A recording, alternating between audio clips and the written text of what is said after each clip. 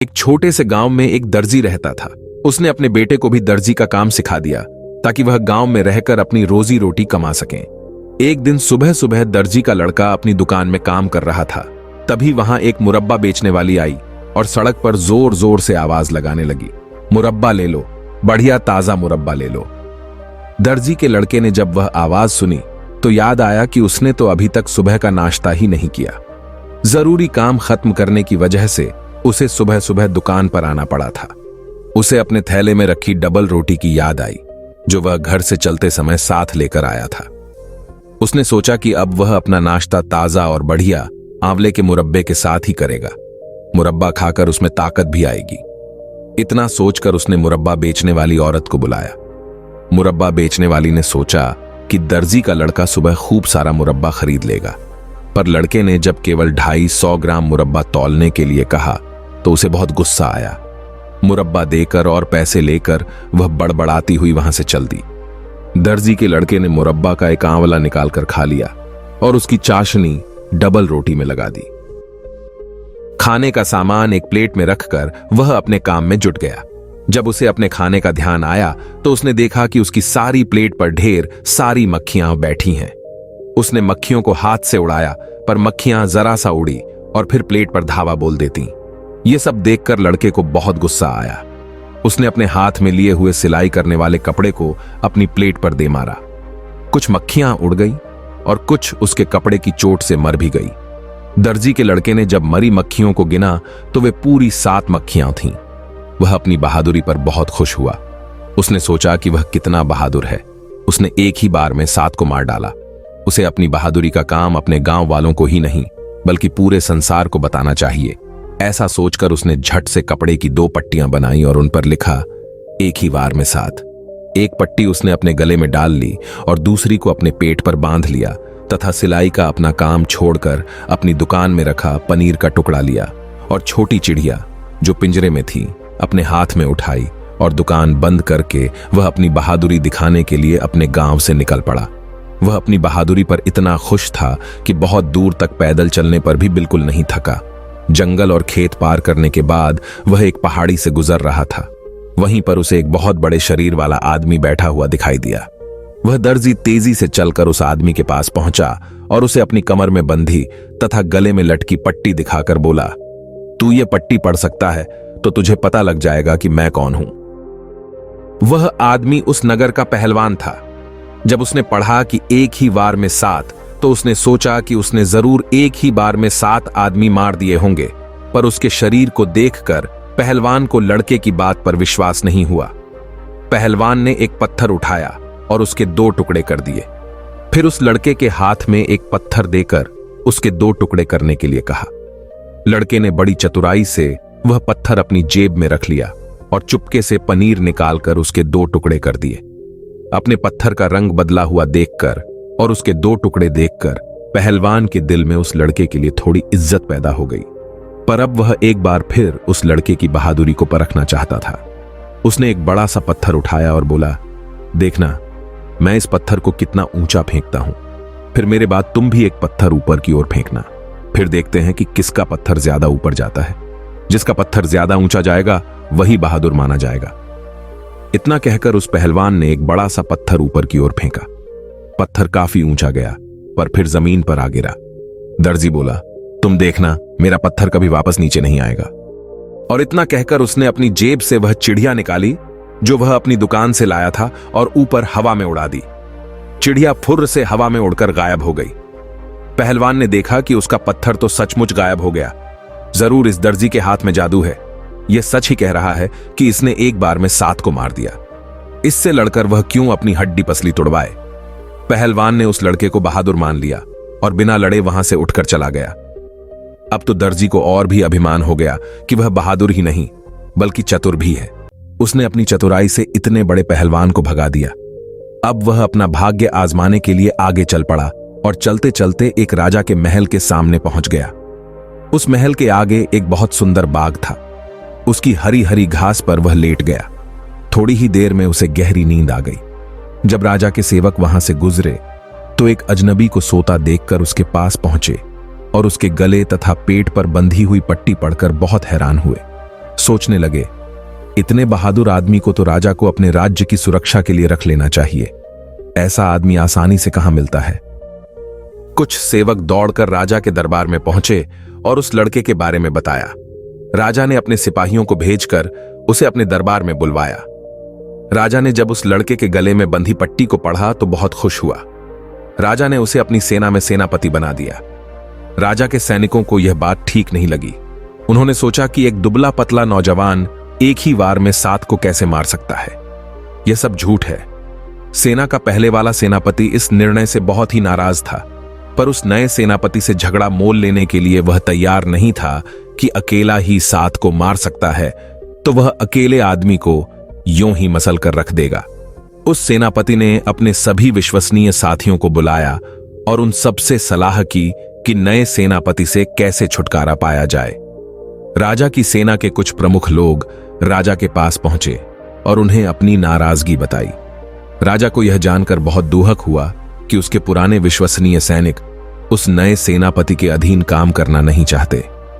इससे तो अच्छा है कि उस नए सेनापति को ही इस पद से हटा दे। पर उस दर्जी की बहादुरी के कारण राजा भी उससे दुश्मनी मोल नहीं लेना चाहता था। अपने दरबार के अन्य लोगों से सलाह ली और फिर अंत में उससे छुटकारा पाने की तरकीब निकाली। उसने नए सेनापति के पास संदेश भेजा कि वह सेनापति बनना चाहता है तो उसे अपनी बहादुरी की परीक्षा देनी होगी। इस समय उसके राज्य में 2 भयंकर राक्षस चारों ओर उत्पात मचा रहे हैं। आम जनता का जीवन दूभर हो गया है। अगर वह उन दोनों राक्षसों को मार दे तो उसका विवाह वह अपनी बेटी से कर देगा और साथ में उसे आधा राज्य भी मिलेगा। इन दोनों राक्षसों को मारने के लिए वह कुछ सिपाही भी अपने साथ ले जा सकता है। लड़का राजा की शर्त मान गया और बोला, मुझे सिपाहियों की कोई जरूरत नहीं है। मैं एक ही वार में 7 को खत्म कर सकता हूं। वे तो केवल 2 ही हैं। इन 2 से मुझे कोई डर नहीं है। इतना कहकर वह तलवार लेकर राक्षसों को मारने के लिए निकल पड़ा। राजा ने कुछ सिपाही उसके पीछे भेज दिए, पर जब वह जंगल के पास पहुंचा तो उसने उन सिपाहियों को जंगल के बाहर रुकने का आदेश दिया और स्वयं जंगल में घुस गया।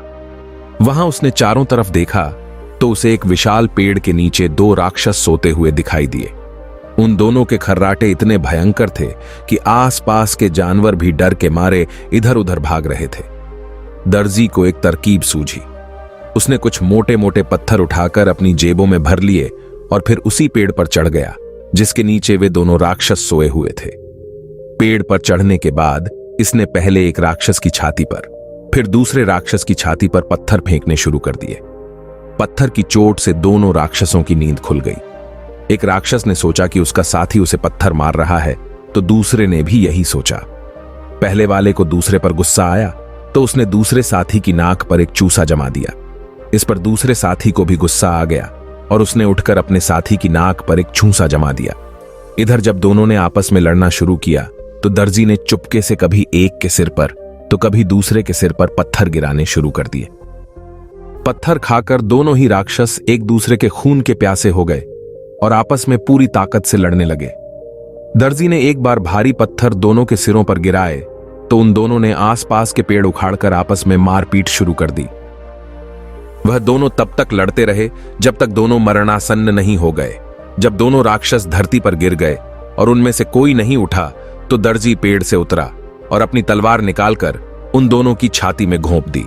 खून से लथपथ तलवार को लेकर वह राजा के सिपाहियों के पास जा पहुंचा और बोला, मैंने उन दोनों राक्षसों का काम तमाम कर दिया। उन दोनों ने पेड़ उखाड़कर मुझ पर हमले किए, पर उनकी मेरे आगे एक न चली, क्योंकि मैं तो एक साथ 7 का सफाया कर सकता हूं। राजा के सिपाहियों ने सोचा कि यह कैसी लड़ाई थी जिसमें इस लड़के को कहीं भी चोट नहीं लगी। उन सिपाहियों को उसकी बात पर विश्वास नहीं हुआ तो उन्होंने उन दोनों राक्षसों को देखने की अनुमति मांगी ताकि वे राजा को सच्ची बात बता सकें। जब सिपाही जंगल में उस स्थान पर पहुंचे जहां पर दोनों राक्षस मरे पड़े थे और आसपास के पेड़ भी उखड़े पड़े थे, तब उन्हें उस लड़के की बात पर विश्वास करना ही पड़ा। दर्जी ने खून से सनी तलवार राजा के पास रख दी और राजकुमारी से अपना विवाह करने और आधा राज्य देने की मांग की, पर राजा इसके लिए तैयार नहीं था। वह बोला, अगर तुम मेरी बेटी से विवाह करना चाहते हो तो तुम्हें अपनी बहादुरी के कुछ और कारनामे दिखाने पड़ेंगे। दर्जी ने राजा की यह बात भी मान ली और राजा से दूसरा काम पूछा। राजा बोला, इस राज्य के पूरब के जंगल में एक जंगली भैंसा कहीं से घुस गया है, जिसने कई आदमियों को अपने सींगों से घायल कर दिया और सब खेती नष्ट कर दी। अगर तुम उसको मार डालो तो मैं अपनी बेटी से तुम्हारा विवाह करने की सोचूंगा। दर्जी इस काम के लिए भी झट से तैयार हो गया, क्योंकि उसे अपनी चतुराई पर पूरा भरोसा था। एक बहुत मोटी रस्सी और एक कुल्हाड़ी लेकर जंगल की ओर चल पड़ा। जंगल में उसे दूर से एक भयंकर भैंसा अपनी ओर आता हुआ दिखाई दिया। वह वहीं एक बड़े से पेड़ के सामने खड़ा हो गया। जैसे ही भैंसा उसकी ओर बढ़ा, वह तेजी से छलांग मारकर उस पेड़ के पीछे छुप गया और भैंसे के दोनों सींग पेड़ के तने में घुस गए। चूंकि भैंसा पूरे जोर से उस दर्जी पर झपटा था, बहुत कोशिश करने पर भी वह अपने दोनों सींग पेड़ के तने से नहीं निकाल सका। दर्जी ने झट से उस जंगली भैंसे के गले में मोटा रस्सा डाल दिया और कुल्हाड़ी से पेड़ के तने को छीलकर उसके सींग निकाल दिए। फिर भैंसे के पैरों को बांध दिया और उसे घसीटकर राजा के पास ले आया। राजा उस लड़के को भयंकर भैंसे के साथ देखकर हैरान रह गया। उसे महसूस हुआ कि इस लड़के से पीछा छुड़ाना इतना आसान नहीं है। इस बार लड़के ने फिर राजकुमारी से अपना विवाह करने की मांग की और आधा राज्य भी मांगा। राजा ने उससे छुटकारा पाने के लिए फिर बहाना ढूंढना शुरू कर दिया। वह बोला, ठीक है, अभी एक काम और बाकी है। अगर तुम इसे पूरा कर दोगे तो मैं तुम्हारा विवाह अपनी बेटी से जरूर कर दूंगा और तुम्हें आधा राज्य भी दे दूंगा। लड़के ने उस राजा से काम पूछा तो राजा बोला, मेरे राज्य के पश्चिमी भाग में एक भयंकर जंगली सुअर रहता है। अगर तुम उस सुअर को मार डालोगे तो मैं तुम्हारा विवाह अपनी बेटी से अवश्य कर दूंगा। तुम इस काम के लिए कुछ शिकारी भी ले जा सकते हो। दर्जी ने कुछ शिकारी अपने साथ लिए और खुद एक तलवार लेकर जंगली सुअर को पकड़ने चल पड़ा। जंगल में घुसने से पहले उसने उन शिकारियों को जंगल के बाहर उसकी प्रतीक्षा करने के लिए कहा और खुद अपनी तलवार लेकर जंगल के अंदर चला गया। वह धीरे धीरे सावधानी के साथ जंगल की ओर बढ़ने लगा, पर एक छोटे से चर्च के पास आकर रुक गया, क्योंकि कहीं से उसे जंगली सुअर की भयंकर आवाजें सुनाई दे रही थीं। अगले ही पल सुअर तेजी से उसी चर्च की ओर आता हुआ दिखाई पड़ा। उसे देखकर वह जोर से चीखा और फिर ची ची करता हुआ उसकी ओर लपका। वह झट से पास वाले चर्च में घुस गया और वहां से फिर चर्च की ऊंची खिड़की से बाहर कूद गया। उसका पीछा करते करते जंगली सुअर भी चर्च में घुस गया, पर वहां उसे दर्जी नहीं मिला। दर्जी ने फौरन दौड़कर चर्च का फाटक बंद कर दिया। इधर चर्च की खिड़की काफी ऊंचाई पर थी। जंगली सुअर उस खिड़की तक नहीं पहुंच सका और चर्च के अंदर ही भाग दौड़ करता रहा।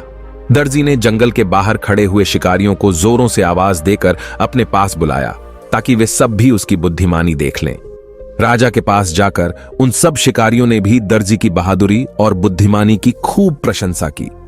अब तो राजा को हारकर उस लड़के से अपनी बेटी की शादी करनी पड़ी और साथ में उसे आधा राज्य भी देना पड़ा। राजा और उसकी बेटी दोनों ही इस विवाह से खुश नहीं थे, पर क्या करते। शादी के कुछ दिनों बाद राजकुमारी अपने पति के बराबर में सो रही थी। तभी उसने अपने पति को सपने में बड़बड़ाते हुए सुना, लड़के, जल्दी जल्दी कपड़े तैयार कर, अगर ठीक समय पर काम खत्म नहीं किया तो तुझे थप्पड़ दूंगा। राजकुमारी ने अपने पति के स्वप्न में बड़बड़ाने की बात अपने पिता को बताई तो राजा को यह जानकर बहुत दुख हुआ कि उसका दामाद एक दर्जी है। वह तो उस लड़के से हर कीमत पर छुटकारा पाना चाहता था। उसने अपनी बेटी को सांत्वना दी और कहा, कल रात को तुम अपने सोने का कमरा खुला रखना।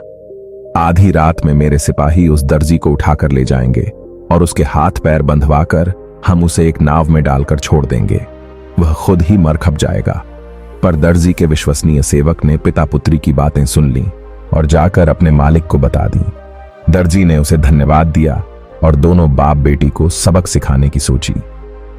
अगली रात को वह सोने का बहाना बनाकर चादर ओढ़कर सो गया और फिर जानबूझकर पहली रात की बातें दोहरानी शुरू कर दी। ओ लड़के, जल्दी जल्दी हाथ चला, आज ये सारा सिलाई का काम खत्म कर, नहीं तो तुझे 2 झापड़ दूंगा। मैंने 7 को एक ही बार में खत्म कर दिया। 2 राक्षसों को सदा के लिए सुला दिया। जंगली भैंसा और जंगली सुअर को जिंदा पकड़ लिया। मुझसे वे सारे सिपाही भी डरते हैं जो मेरे कमरे के बाहर खड़े हैं। जब राजा के सिपाहियों ने दर्जी की बातें सुनी तो वे भी डर गए कि यह तो सोते सोते ही सब बातें जान लेता है। वे सब डर के मारे वहां से भाग खड़े हुए, जैसे कोई जंगली सुअर उनके पीछे भाग रहा हो। दर्जी से छुटकारा पाने में राजा को कोई सफलता नहीं मिली और वह अपनी बुद्धिमानी से राजा बनकर सुख की जिंदगी बिताता रहा।